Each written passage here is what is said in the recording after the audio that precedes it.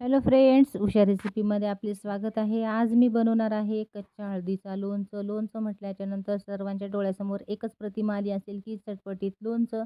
जेवणामध्ये त्याचं द्वितीय असं स्थान आहे. तर द्वितीय स्थानापेक्षा कितीतरी पटीने याचे हळदीचे महत्त्व आहेत. मी तुम्हाला या लोणचं करता करता मी सांगणार आहे. लोणचामध्ये रेसिपी बरोबरच त्याच्या टिप्स पण सांगणार आहे. व्हिडिओ अजिबात स्किप करू नका, शेवटपर्यंत नक्की पहा. ही बघा, इथे अद्रक घेतलेली आहे. ती अद्रक लावली होती आपण उन्हाळ्याचे दिवसा, कडक उन्हाळ्यामध्ये. जेव्हा अद्रक महाग असते तेव्हा ती जमिनीमध्ये लावून ठेवायची, जेणेकरून दीर्घकाळापर्यंत स्वच्छ तशीच टवटवीत छान राहते, ताजी राहते.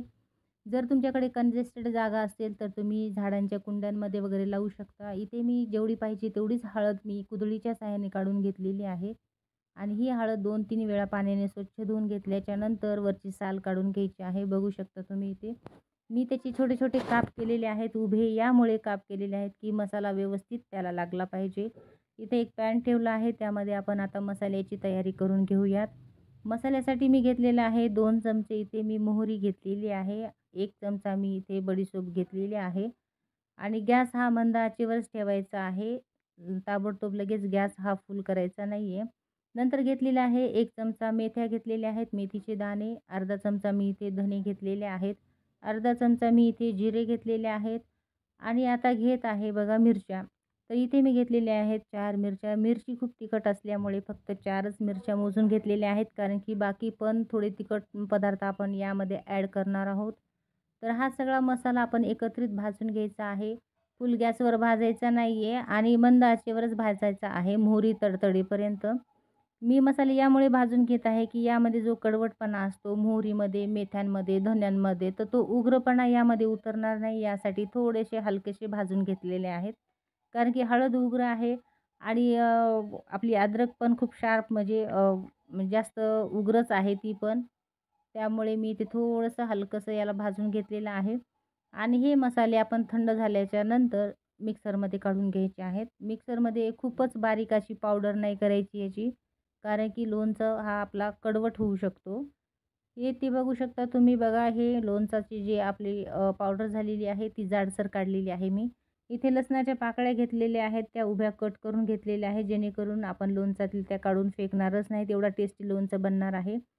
लसणामध्ये असते अँटीबॅक्टेरियल अँड अँटीव्हायरल प्रॉपर्टीज असतात, त्यामुळे हार्टसाठी खूप फायदेशीर असतात. चेहऱ्यांच्या सुरकुत्यांसाठी फायदेशीर आहे.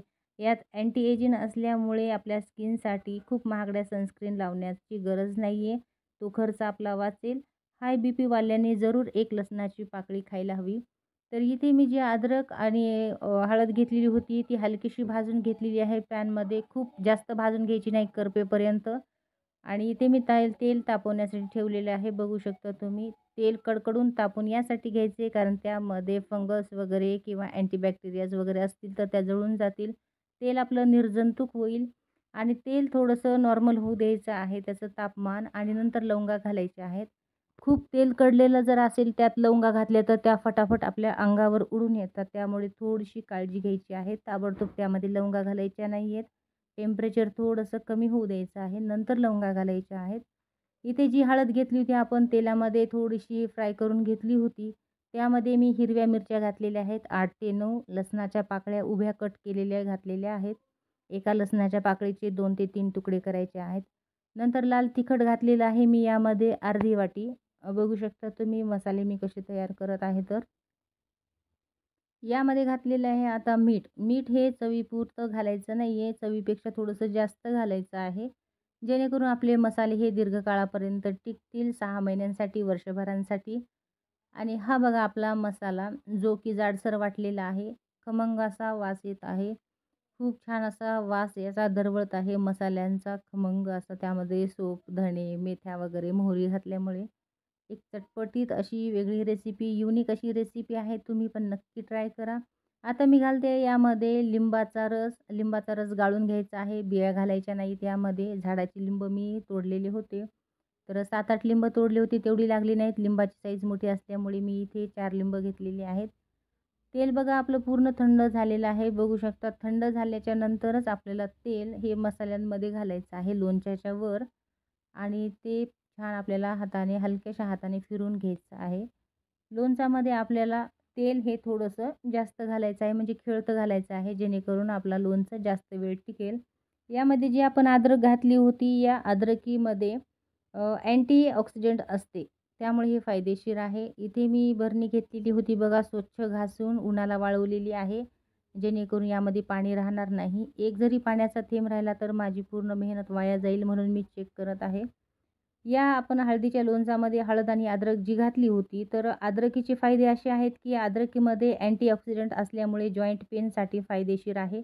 कॅन्सरसाठी खूप फायदेशीर आहे. ज्यांची कॅन्सरची किमोथेरपी झालेली आहे, त्यांना नोजियाचा त्रास होतो आणि त्यामुळे इंडायजेशनमुळे नोजियाचा त्रास म्हणजेच पोटांचा आजार होतो.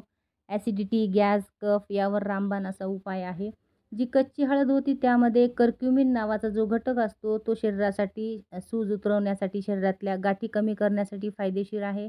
ग्लुकोजचे प्रमाण नियंत्रित ठेवते अँड मोस्ट इम्पॉर्टंट टिप्स म्हणजे अनियमित होणाऱ्या पिरियड्सचा प्रॉब्लेम महिलांना दूर होतो. महिलांसाठी तर हा लोणचं म्हणजे एक संजीवनी जडीबुटी आहे. तसेच जॉइंट पेन, डोकेदुखी, स्मरणशक्ती वाढवण्यात फायदेशीर आहे. सौंदर्यामध्ये तर 10 पटीने भर घालणारा हा लोणचा आहे. फेस पॅक तयार करण्यासाठी कच्च्या हळदीचा वापर होतो.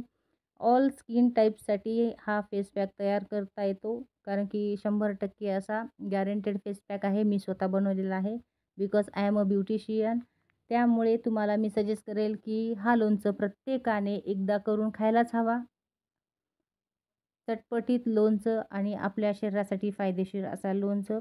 ही रेसिपी तुम्हाला कशी वाटली? तुम्हाला जर आवडली असेल रेसिपी, तर ही रेसिपी नक्की एकदा ट्राय करा. लाईक करा, शेअर करा आणि सबस्क्राईब करा. घरात जर कोणी आजारी व्यक्ती असतील मी सांगितल्याप्रमाणे, तर त्यांच्यासाठी ही औषधी म्हणून प्रत्येकाच्या घरांमध्ये थोडासा लोणचं अर्धा किलोचा तरी असायला पाहिजे. तर थँक सो मच माझा व्हिडिओ पाहिल्याबद्दल.